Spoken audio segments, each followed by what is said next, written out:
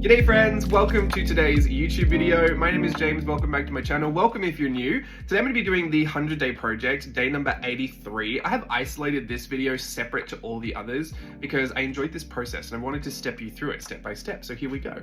The stamp and illustration process is the same thing that I've been doing for the whole 100-day project. All of them have been filmed. I basically take one of my stamp sets that I've created, which are all in the Etsy store. Well, the ones that haven't sold out are still in the Etsy store, but I'm working on some new ones and some restocks maybe. So that's linked in the description box below. All my shameless plugs are linked in the description box below. The Collage Club as well.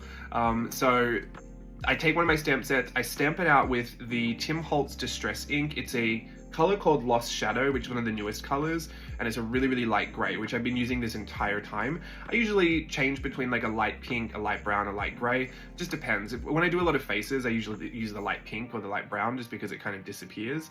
But the light gray was really great for a lot of the graphite work because it kind of disappeared behind the graphite and there was no color to it. So I really enjoyed that. The stamps, like I said, I created, and then the journal I'm using is a Strathmore Mixed Media Journal, which is it really? I think it is called the Mixed Media Journal. It's just the white paper one. To be honest, it feels more like sketch paper, but it does hold up to wet media. It's just kind of thinner sketch paper. It's not that cardstocky, like, it's not what you would expect from watercolor paper necessarily, or even like if you bought mixed media cardstock, it doesn't really feel like that. It does feel like sketch paper. So I've heard a lot of people say they don't really love these for art journals. To be honest, this was always just a bit of a sketchbook and a playbook for me, so I didn't care too much, but I've had a good time with it. I mean, obviously I filled it all up, so I did enjoy it. The reason I used this journal for this project though was because when I looked through it, it was mostly finished, but not really. There were a lot of like larger gaps and awkward things that I felt like I could still use the journal for. So I didn't want to put it on the shelf. I wanted to still finish it, but there was no like huge open empty pages left. There was something on every page. Do you know those types of journals? So anyway, I thought I'd do my 100-day project in here, and that would be a great challenge to also fill the space, and I would be completing the journal at the same time, which would make me feel very happy. So it got to the point where, I mean, we're at day 83, there were only like really tiny, small, awkward gaps to fill, or there were things I would have to transform from what was already on the page into something else, which was a nice little challenge. But then there were other times where I was like, I'm just going to stamp straight over the top of it. Like, I don't care. So this illustration, this little study that I did, I mean, I sacrificed it to this piece. I drew and stamped right over the top of it. It can get a little hectic. Like, if you really look at that, I'm sure it'd be very confusing to kind of decipher all the lines, but I feel like I can still see it when I'm doing it just because a lot of what I do is so repetitive. So I'm really familiar with what line goes where, and I don't know if it's a skill or not, because I've done this a lot, but I do tend to be able to separate like the drawing I'm drawing from the thing that's underneath.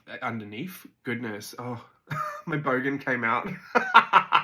The thing that's underneath the other sketch. I don't know why it doesn't seem to get too hectic for me, but I know I've done this before when I was teaching something and I was talking about being able to see the lines.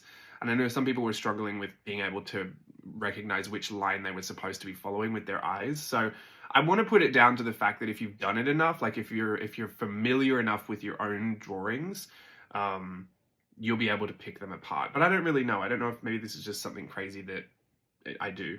So I don't really see a ton of other people doing it, but then again, everything's been done a million times before, so I'm sure there are a bunch of people that do it, but I'm here to just talk about the process, and I do notice that that's one of the things that I think is kind of odd about this process, is that I would just go straight over the top of something else and treat it like it's not even underneath there. Like, that would seem like a challenge you'd be working up against because there was no reason for it to be underneath.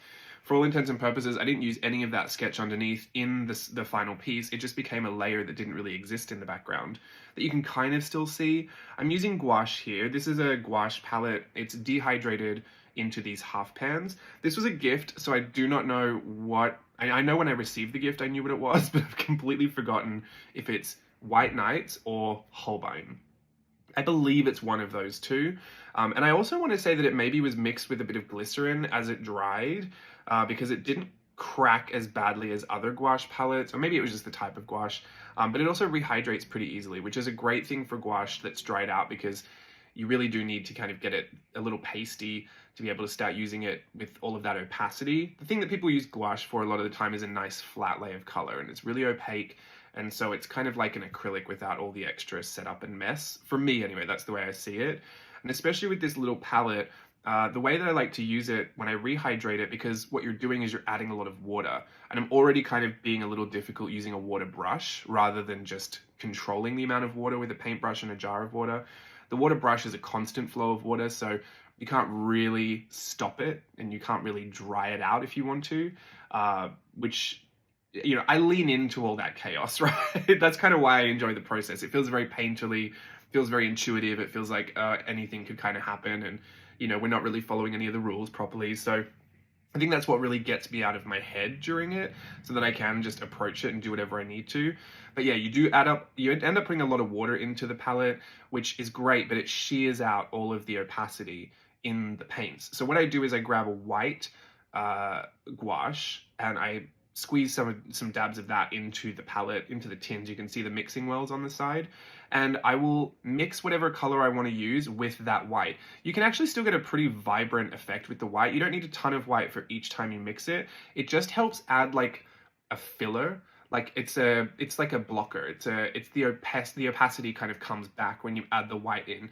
So I mean, it does get a little tricky to mix it. Like if you want a really bright yellow, you do need to mix a bunch of the yellow in with just a touch of the white. But it'll add enough of a filler that white will kind of block out you know, some of what's in the background, and you can get some of the opacity back. So it doesn't necessarily make a pastel version of each color, even though that is what I used it for here. I would say that, you know, you can get any color you really want. You still just have to add a touch of white in there. If you're going to use darker colors, I don't think you really need to, but for a lot of the lighter colors, you know, you want to get some of that opacity back. The darker colors you can't really see behind anyway if you mix them strong enough. So that is how I use that. And you can see I don't try to make any solid mixes. I actually just mix the tones as I go. So I've got colors just everywhere, and I will run into each different part of the well and pick up a new little color, mix it with a new little bit over here, and it's kind of like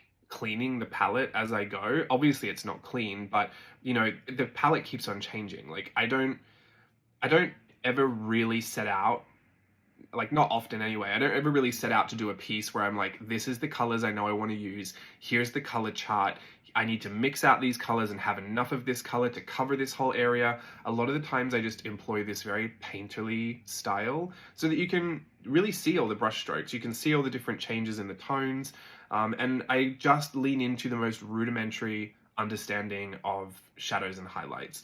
I don't pick a highlight source, I don't really pick a shadow source a lot of the time. A light source is what I should say. I don't pick a light source, so I don't really have shadows and highlights that make a ton of sense. They're just in a very flattering like layout on the faces that I like. But for most of the time, I just kind of put them the same place. And so once I got that, I tend to put this whole layer of skin tone down first. And like I said, dipping into each colors as I go. And I don't have to keep them all skin tone colors either. Like sometimes you just add a little bit of orange in there, you add a little bit of green in there, add a little bit of blue in there. I find that, you know, the more color I kind of add, the more, I don't know, the more whimsical it all looks. Even if the colors don't stand out, like everything here is pretty pastel. And I did like that brown hair before I completely started changing it to this minty colored hair. But you can still see the peaks of the brown underneath. And obviously layering the gouache on top of itself here is a great way to build up that opacity. But I really like that you can still see through some of those layers. There's transparency, but there's opacity. There's a few neat lines, but there's a ton of crazy hectic lines. There's something that's sketchy and really unrefined, and then there are places that I'll go back in and detail. And so I think what you play with is the contrast of all of it. The more contrast you can put in more different ways, the more interesting it looks. I can never say that it will look great, because sometimes you can go way too far the wrong way. But like in dance, I think in art, strong and wrong is just the best way to approach it. Like, it's better to have overshot something than to undershoot it and think, what if I did that? Because really, like, the stakes are, for me anyway, there are no stakes. In this project, my goal wasn't even to finish it. It was just to get the stamp on the page and draw something or paint something or do something with it.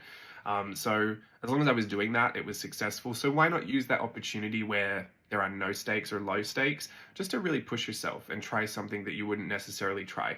I say that, but I would absolutely not want to take that advice when it comes to like oil pastels or chalk pastels. Excuse me a second, my nose is starting to go. I thought I was finished with my allergies today. They're coming back. Anyway, so this process is very painterly. It's very intuitive. I say intuitive, and I think that scares a lot of people because you think, well, my intuition isn't telling me where I should be placing this color or where I should be, drawing this line. But the reality is the intuition is underneath that there is a nerve system, right? There's a whole rooted understanding of this is the way I like to draw a face. These are the proportions that I like. This is the, this is the medium that I liked or that I want to play with or I think it's fun to play with. This is the understanding I have of highlights and shadows. So you have a tool belt that is kind of full of all these little bits of understanding and knowledge. And I say this when I teach, but when I teach something really small or specific, or it seems kind of like, oh, why would you zoom in that closely and just focus on like how to draw a ribbon? Well, because for me, if that's something that I really like, I know it's probably going to pop up a million times, so I might as well learn it, pop that in my tool belt, and get a good understanding of it enough to not be able to need to relearn it later in the future. I might want to extend my learning in the future. I might want to know how to draw a really realistic ribbon or two ribbons that cross over each other. I can save all that learning for the future. But if I get enough of what I think will give me a good time into my tool belt, then that's where I rely on that understanding that's just in there, and I can let the intuition guide the process so that I'm not turning up to my journal and wondering, how do I draw? Like, which pencil do I use? Because those things are great. Like you do need to go through each one of those steps, but those steps in particular, I find a lot of people they might be but they might be listening to someone like me say, let your intuition take over. And you don't actually know yet what is in your tool belt or what you even need in your tool belt. And that's why a lot of the time when I'm teaching in my workshops, I like to just talk about really finding out what it is you like and really exploring that, because the more you can kind of put all that in there, you just find over time, I found over time anyway, I don't know if it's a rule or if ever it happens to everybody, but I did find out the longer that, the longer time I spent obviously just showing up and playing, the more of a better understanding I got of what I liked, and then the more I learned and that was in my tool belt, and then suddenly I was able to be a lot more intuitive and expressive about it.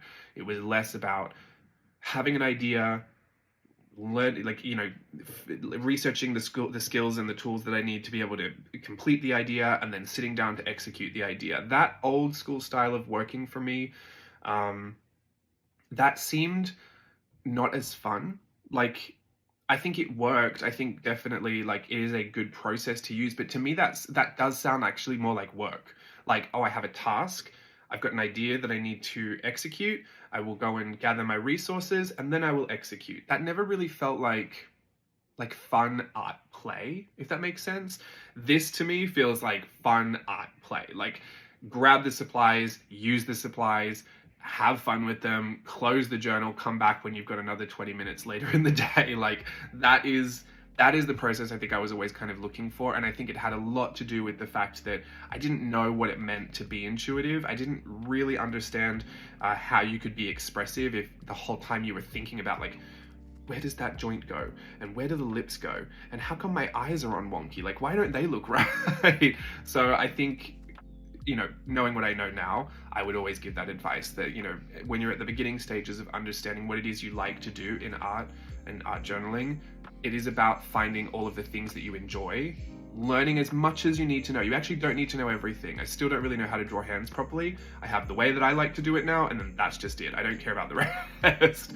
Get all of those things into your tool belt and enjoy learning them as well. Like, don't not enjoy the learning process, because that learning process can take years, right? But, enjoy knowing that you're at that space where you're collecting all of the skills that will give you a good time. Some people only need a handful of skills to have fun. Some people feel like they need a ton of skills to have a lot of fun. But once you've gathered all of those, you will find yourself sitting down kind of already equipped and then ready to just dive into a process. And this was this process with the gouache. I hope you enjoyed watching it. I really enjoyed watching it as well. Sorry, I didn't mention, but I did stick those eyes down. Hopefully you saw that at the beginning. Those eyes are from Collage Club, I think 2021. That's it from me. Have a wonderful day. I will show you some more 100 Day Project coming up soon. And that's it. See you then.